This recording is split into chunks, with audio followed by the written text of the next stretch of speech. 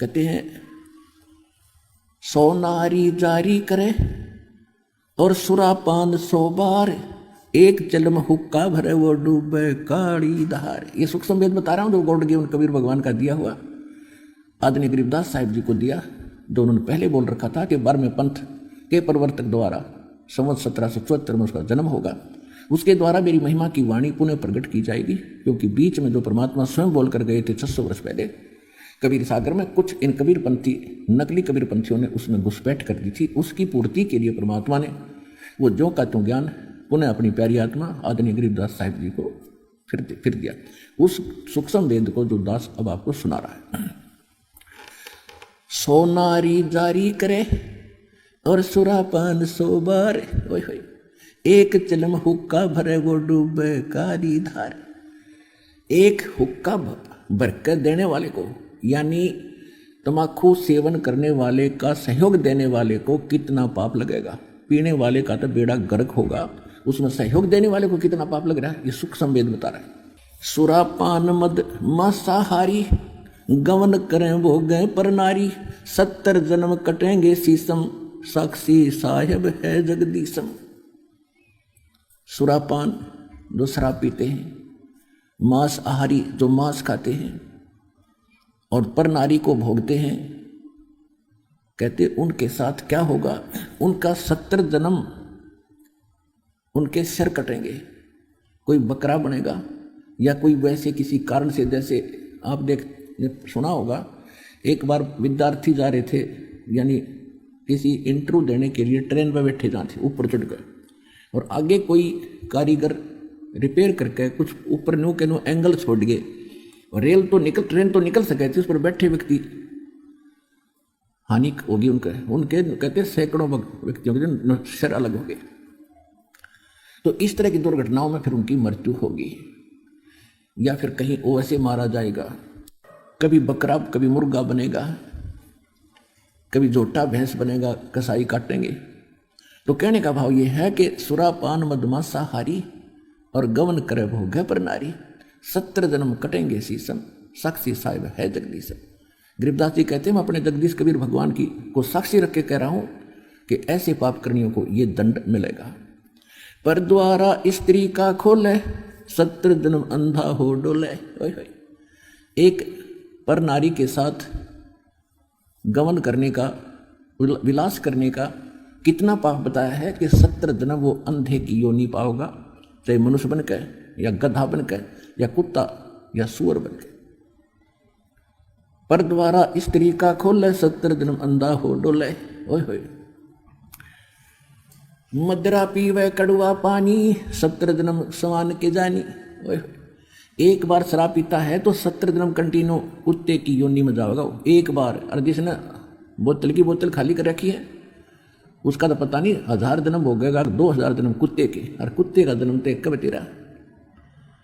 अब तो अफलातून पी के घुट्टी ला के शराब की और टिट्टी पाक जाए और पत्नी रोवा खड़ी खड़ी कि ये रोटी खा ली ना मरेगा, वह थाली लेकर जाएगी रोटी खा लो और वो मारेगा ठोकर, दूर आ जा, वो पड़ेगी सारा दूर जाके पड़ेगा भोजन। और फिर उस दुष्ट आत्मा के साथ क्या होगा, कुत्ता बन के क्या खाएगा, जब तो ठोकर मारा था थालियों के, कुत्ता बनेगा और फिर भूख लगेगी, सारी रात भौंकेगा, गली में पड़ेगा गर्मी सर्दी में। सुबह उठते ही कहाँ जाता है कुत्ता, रसोई में। मैं कहा उसने भोजन की, ऐसे ऐसे करके सीधा जाएगा जैसे कोई टोकनी है कोई नहीं, कोई भूख लग रही डटिया जाना।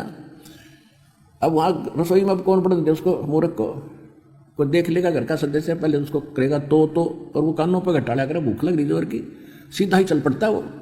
फिर उठा कर लठ उसके कड़े में ठोकेगा कमर में, फिर ट्या ट्या ट्या करता जाएगा गली में। फिर कुछ देर के बाद कुछ भूल सी पड़ेगी डंडे की, फिर सोचेगा भूख तक अंदर है ही, फिर दूसरे मकान की तरफ चलेगा।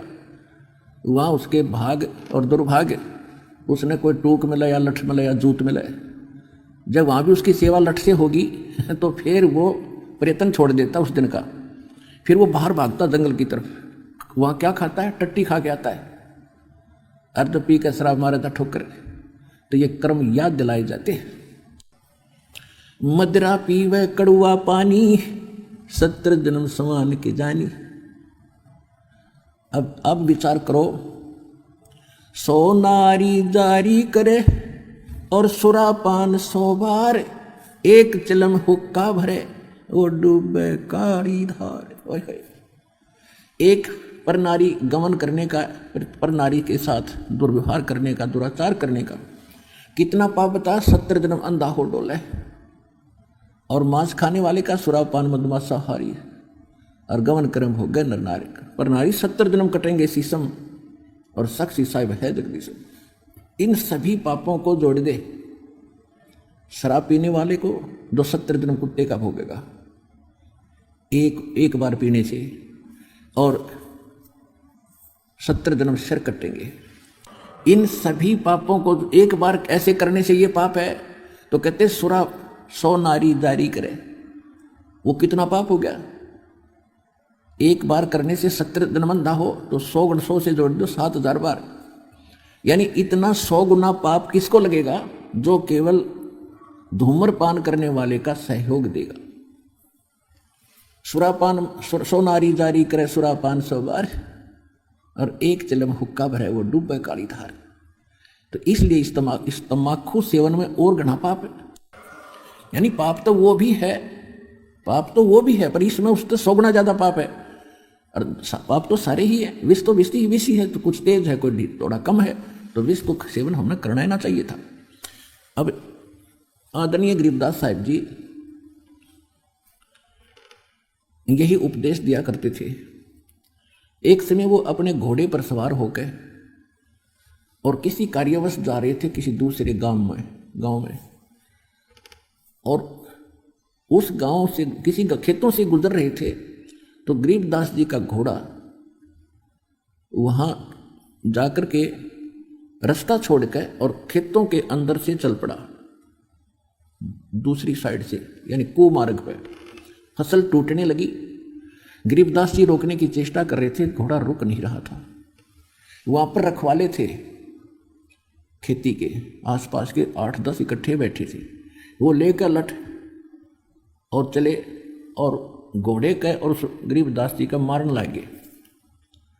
अब इसका दिमाग खराब हो गया, घोड़ा के हो गया तो चौधरी पा किया, और यो भी नहीं देखता हमारी फसल तोड़ दी, मुश्किल से तो तैयार करी है, मेहनत की मजदूरी शरीय, ऐसे बोलते हुए कि तेरा दिमाग खराब हो गया, तेरे सेट करते हैं हरामजादे, ये कर दिया वो कर दिया, मारने के लिए कि तू हमारी फसल के बीचों बीच घोड़ा ले जा रहा है।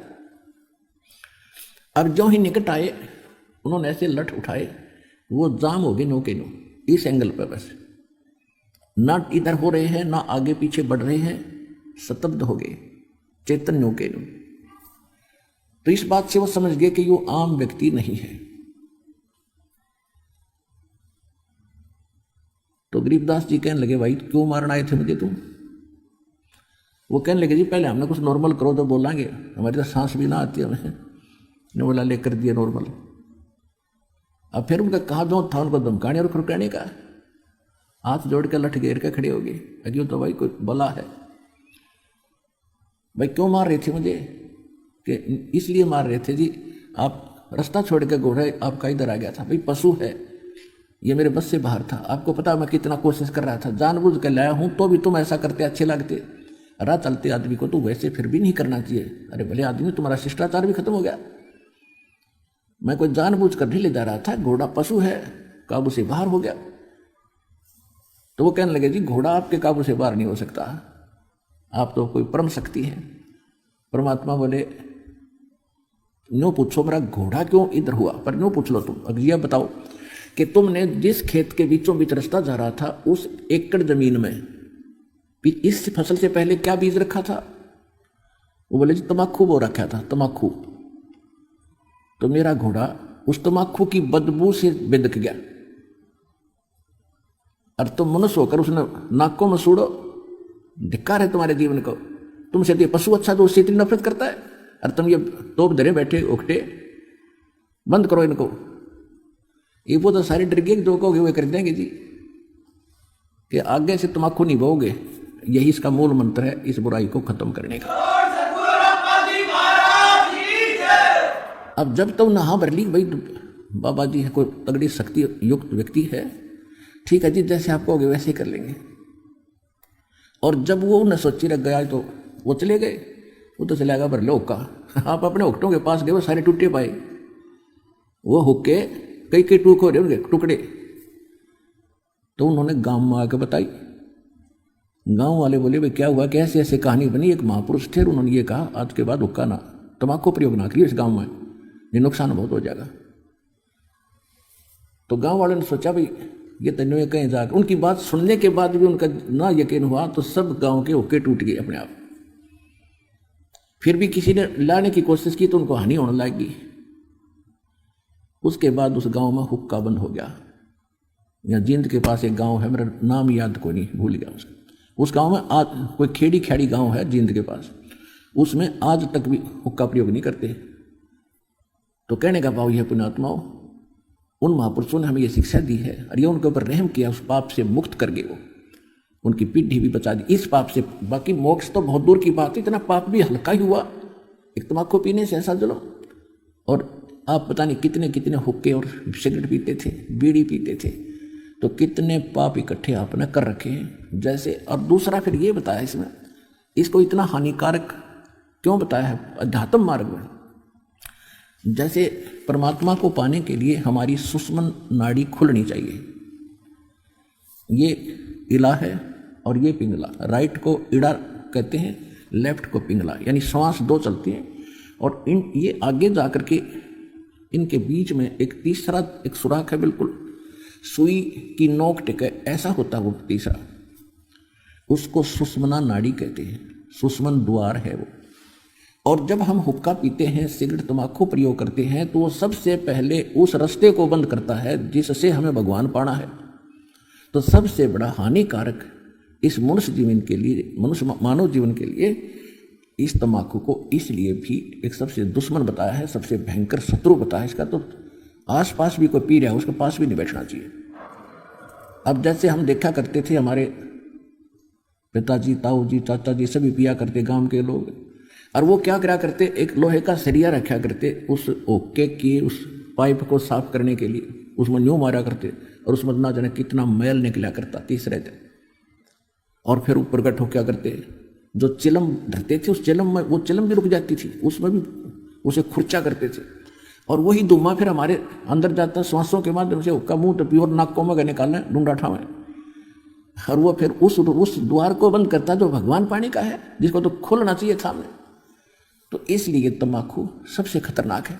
और ये जितने पंथ हैं, राधा स्वामी पंथ, वो शिवजाल जी हुक्का पीवे, राधा स्वामी पंथ का प्रवर्तक वो खुद हुक्का पीवे, ये सारे हुक्का बीड़ी पीवे, तो ये सतलोक चले जाएंगे। इन सबसे पहले वो द्वारा खत्म बंद कर लिया, जिससे पार होना था। बात करें तिरकुटी बजाने की, बोला हम तो सीधे तिरकुटी बजाएंगे, जा लिए तिरकुटी बजा।